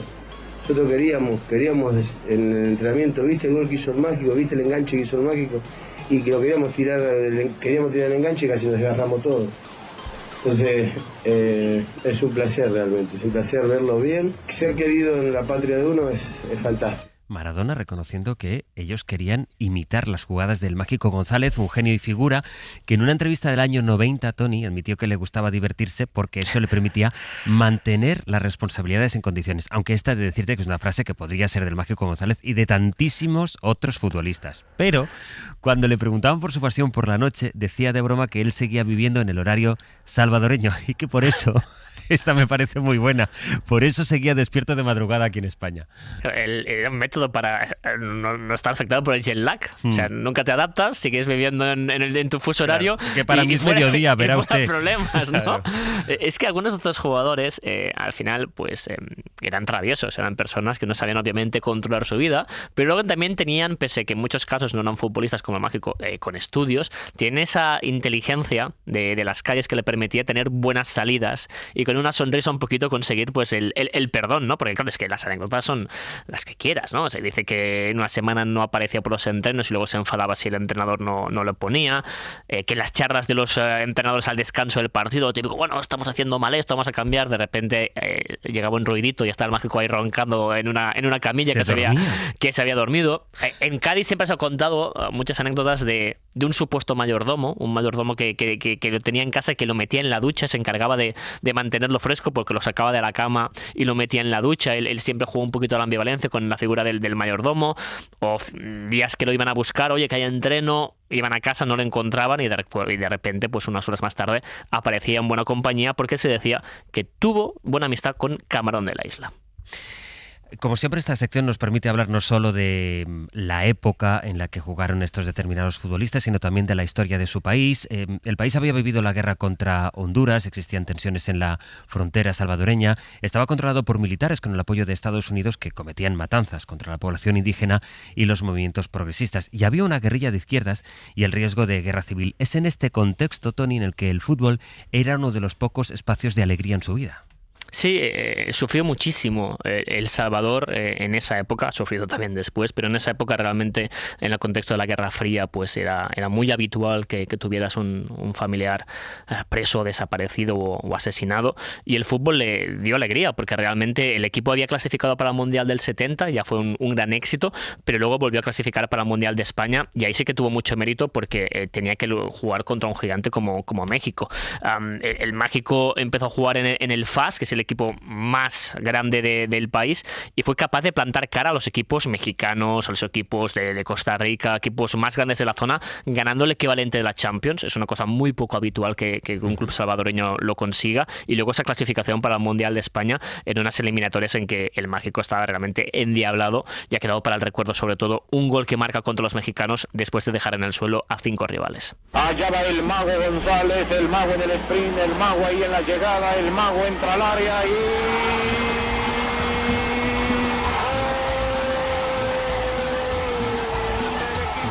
Cuando la gente se fija en él. Sí, es el momento que la gente lo descubre. Estamos hablando, jóvenes generaciones, de un fútbol, una época, un mundo sin internet. Era muy difícil de repente saber qué estaba pasando en el fútbol de otro país, pero luego había el Mundial. El Mundial era el escenario perfecto, y ahí es cuando el México empieza a llamar obviamente la atención del fútbol europeo. Eso a pesar de que el Mundial de España 82 no acabó de ir bien. No, de hecho, mucha gente aún se acuerda sobre todo del primer partido en que jugó contra Hungría, y Hungría le mete 10-1 a El Salvador. Fue un desastre. Luego el equipo consigue resultados un poco más dignos, pero la gente que entiende de fútbol, como Monchi, como Maradona, tenían buen ojo, decían, bueno, El Salvador quizás como equipo no ha funcionado bien, pero este chico, el México, el que lleva la camiseta con el 10, deja detalles. Y en esa época eran los primeros años de existencia, llevaba una década de existencia el Paris Saint-Germain, que estaba buscando grandes nombres del fútbol mundial para crear una marca. Y entonces, es que el PSG creo que es el club más sincero de la historia. Nació rico y sigue rico. Es una cosa increíble. Ojalá ser como ellos, ¿no? En este caso. Y el PSG se reunieron con ellos y parecía que lo iban a fichar, ¿no? Y al final uno se pregunta, ¿cómo, si tienes la oferta del PSG, con todos mis respetos, que os quiero mucho, amigos gaditanos, acabas en el Cádiz, ¿no? Y el México lo que dice es que cuando vio las reuniones pensó, esta gente es muy exigente, estos franceses van a ser muy serios, me van aquí a dar caña, y a mí me gusta, y como él decía, a mí no me gusta tomarme el fútbol como un trabajo, yo no soy muy serio, yo solamente juego para divertirme.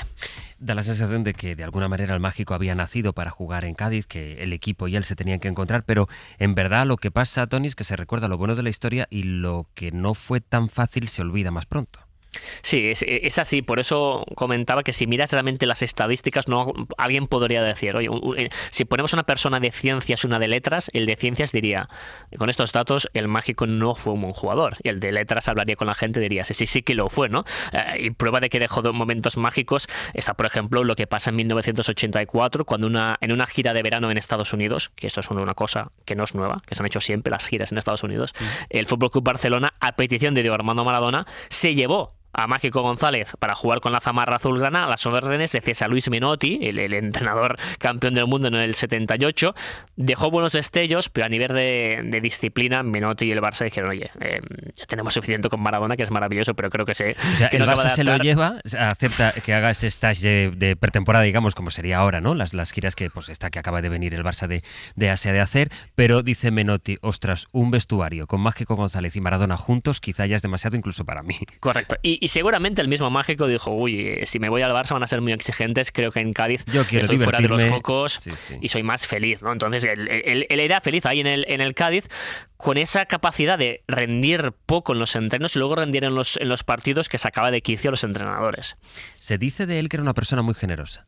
Sí, hay una anécdota muy divertida, muy significativa al respecto, sobre el hecho de un tipo capaz de quitarse el calzado con el que salía de entrenar y dárselo a alguien que encontraba ahí pidiendo, ¿no? Y lo cuenta el mismo Kiko Narváez, que recordamos fue el primer gran mito del Cádiz en esa época, antes de ir al Atlético de Madrid.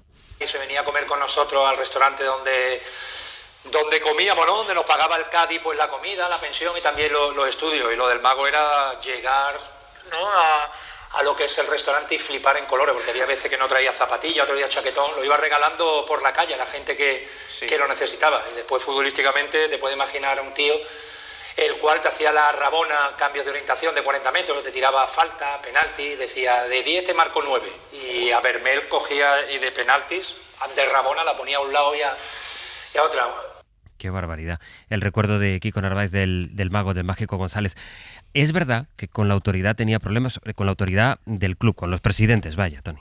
Sí, es significativo, ¿eh? Como estos poetas malditos, estos genios de libre verso, siempre se llevan mal con una persona que, por el hecho de que paga el sueldo y pone la firma, pues le dice lo que tienen que hacer, ¿no? Ellos consideran que un presidente no entiende de fútbol, y la relación que tuvo con el mítico Manuel Irigoyen, el presidente del Gran Cádiz, fue un poquito de amor y odio, ¿no? Casi de padre e hijo por momentos, pero luego a veces pues se peleaban. Hasta el punto que hay un momento que Irigoyen se harta, y pese a que hay cierto debate en la ciudad, lo manda un año cedido al Real Valladolid, en 1985, que ha quedado muy olvidado ese año en el Valladolid, que es el 85, básicamente porque fue un fracaso, y Mágico se tiene que volver para Cádiz, donde sigue cayendo un poquito en caída libre, no se cuidaba, empieza a destrozar su libro, su vida, y él mismo pues acabará recordando que ese fue un momento pues muy oscuro de su carrera.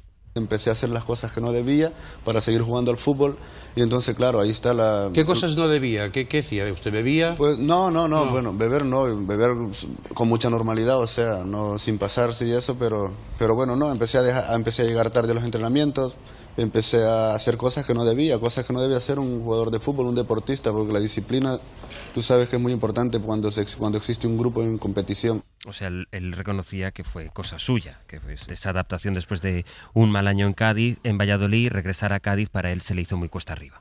Sí, y es muy... No era una persona fácil de entrevistar. Aquí estoy comentando con Ángel Casas en la televisión de la época, en esa época, porque él admitía cosas pero otras no. Y un poquito era como si él era consciente en ocasiones que se pasaba y no siempre admitía sus pecados, que fueron muchos, ¿no?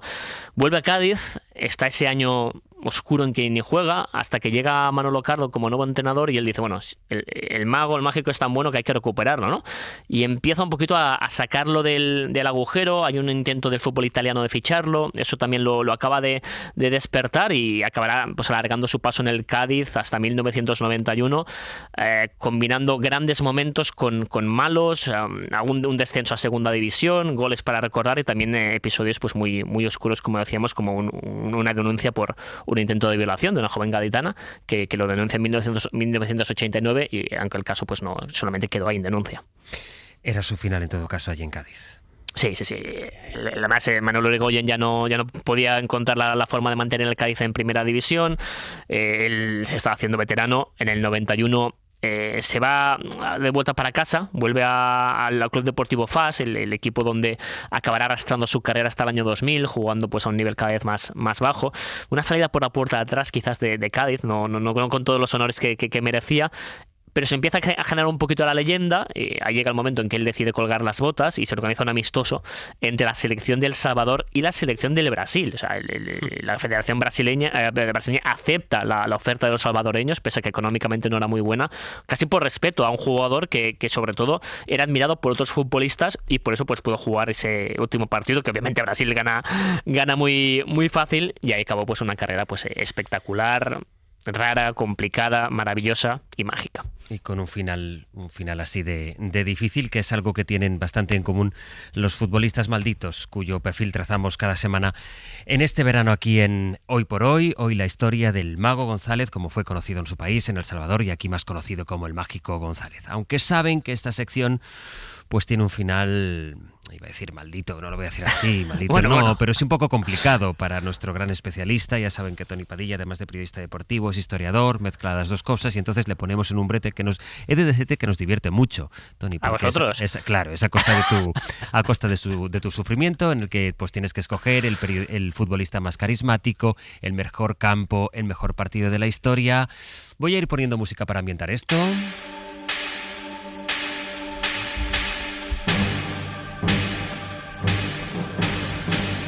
Tú no tienes idea de qué va el test de hoy, ¿no? ¿O sí? Estoy totalmente perdido, perdidísimo. Bueno, A ver. De momento, el más difícil, ¿cuál ha sido? Yo creo que el primero. El primero. Ya no me acuerdo de qué fue. ¿De qué fue el primero? El mejor derbi, creo que fue, ¿no? Sí. Vale. Bueno, esta mañana te voy a poner en una tesitura distinta. Tú imagínate que eres un entrenador. Vale. Cosa que habrás soñado miles de veces. Y que puedes elegir a qué equipo o a qué selección de la historia te gustaría dirigir. ¡Upa! Lo bueno es que en esta lista no vas a encontrar ni un solo equipo mediocre. Lo malo es que son tan buenos que tu elección no va a ser nada fácil. Vale. ¿Estás preparado? Creo. Vamos a ello. ¿El Madrid de la Quinta del Buitre o el Dream Team de Cruyff? El Dream Team de Cruyff. ¿El Dream Team de Cruyff o el Milán de Arrigo Sacchi? Uf, aquí ya me pones aquí ya. El Dream Team. ¿El Dream Team o el Madrid Yeye de Di Stéfano y Puskás? ¡Voilà! Me sigo quedando con el Dream Team. ¿Dream Team o la naranja mecánica del propio Johan Cruyff? Claro, es que no hablo holandés. Ahí tendría un problema. Me sigo quedando con el Dream Team. ¿El Dream Team o el PSG de Luis Enrique? No, el Dream Team, el Dream Team. Vale. ¿El Dream Team o el Brasil de Pelé? Ahí me has puesto en... ¿Qué Brasil de Pelé? ¿El del 58, el del 62 o el del 70? ¿Cuál fue mejor?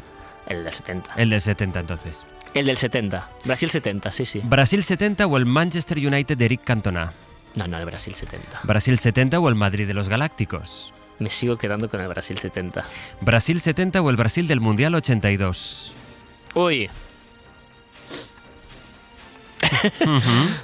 A ver, el Brasil 70 ganó el Mundial. Si me pongo a entrenarlo, seguramente lo pierden. Y tú verás. El reto de intentar hacer campeón al Mundial del 82... No, el del 70, creo que te da más. ¿Brasil 70 o la Argentina de Diego Armando Maradona del año 86? Eso implicaría ocupar el sitio de Bilardo. Y Bilardo nos dejó tantas anécdotas que sería injusto. Por lo tanto, me sigo quedando con el Brasil del 70. Me sobran todos los argumentos. ¿Brasil 70 o la Argentina de Messi de 2022? Brasil 70.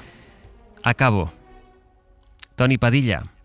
¿Brasil 70 o el Barça de Pep Guardiola? Brasil 70. Pues el equipo al que Tony Padilla hubiera querido es el de Brasil 70. No lo has pasado muy mal hoy, ¿no? No. Relativamente. Hoy me he divertido. Algún día sí que he tenido taquicardias. Hasta la semana que viene. Un abrazo. Adiós, Tony. So stop thinking about the wrong things.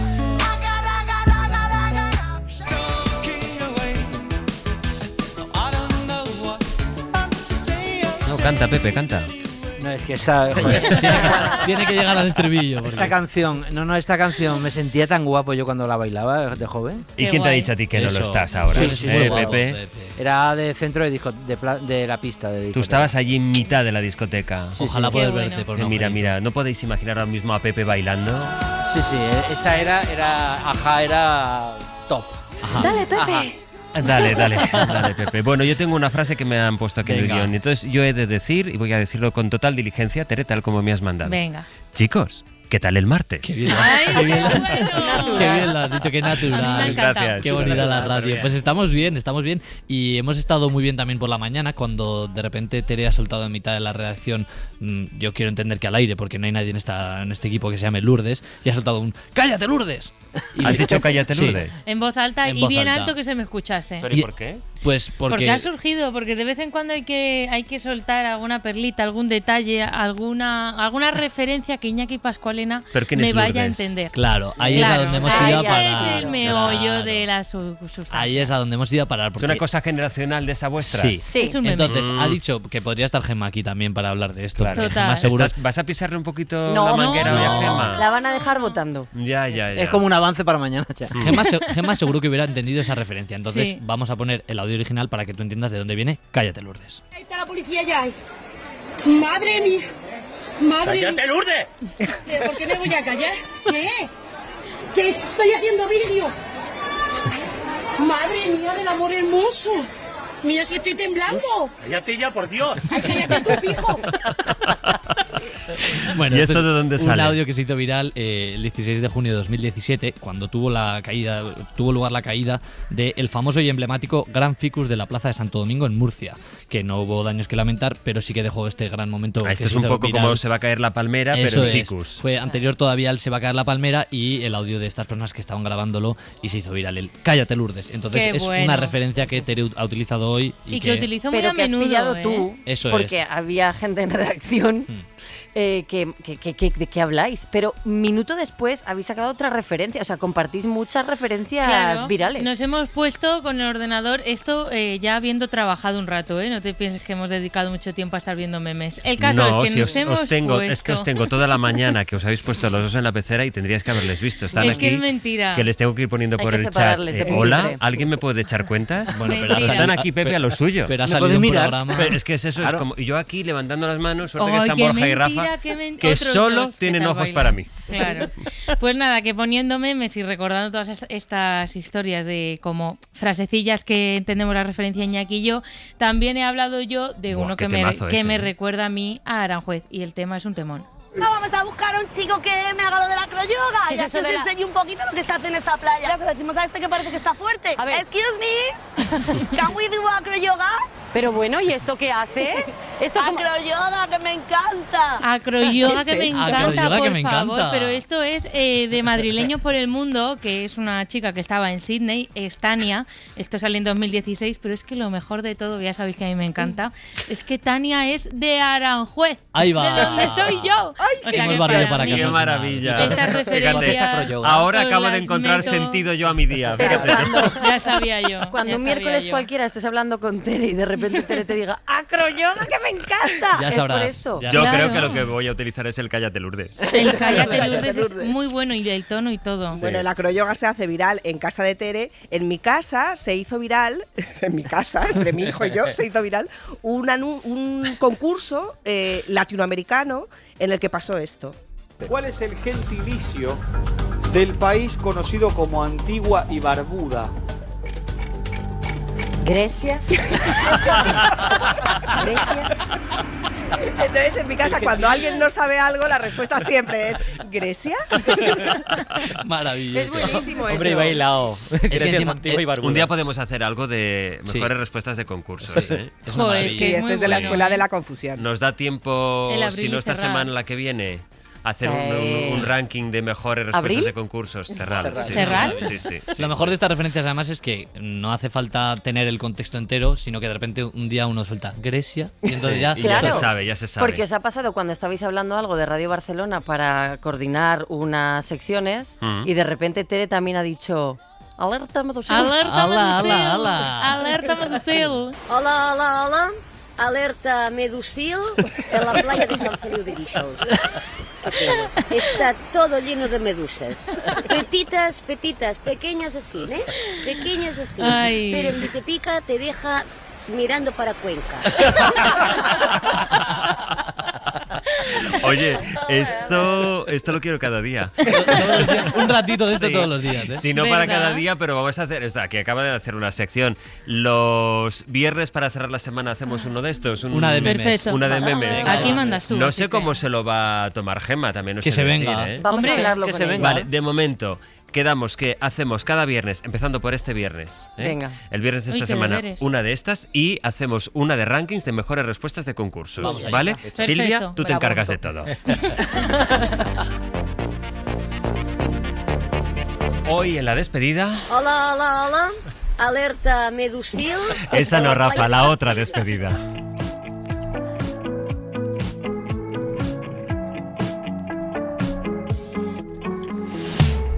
Confesiones justo al amanecer. Tú pintabas mi nombre en la pared. Hace días que no me encuentro bien. No recuerdo si lo hice alguna vez. Probé con todo y no me basta. Quieres hacer que no me salga. Me hablabas de un lugar que te encantaba. Te notaba bajar por mi garganta. No sé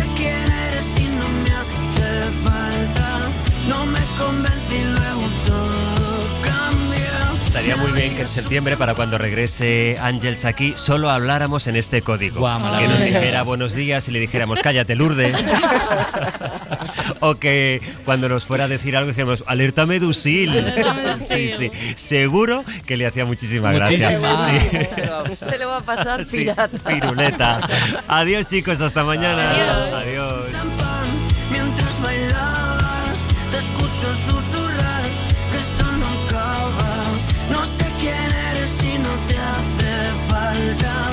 No te convence y luego todo cambia. Todo cambia. Este tema de Dani Fernández con el que cerramos esta edición de Hoy por Hoy, que ha tenido a Borja González en la técnica y Rafa Yuste en la realización. Saben que si no hay novedad, volvemos a encontrarnos mañana a partir de las 6 de la mañana. Entre tanto, la radio sigue. Que tengan una feliz jornada.